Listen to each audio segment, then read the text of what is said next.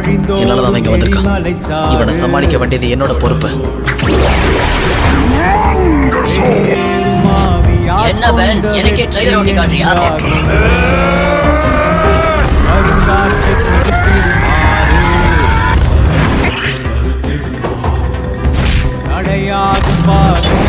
ஒரு காலத்துல நீ எனக்கு ஃப்ரெண்டா இருந்திருக்க, அதனால வலிக்காம முடிக்கிறேன். எல்லாருக்கும் தெரிஞ்ச பாப்புலர் ஹீரோ ஆயிட்டேன்.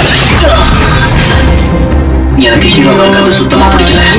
நிஜமா சொல்றேன், நானும் ஒரு சாதாரண மனுஷனா இருக்க முடியல. நீ எங்கிட்டு இருக்கேன்?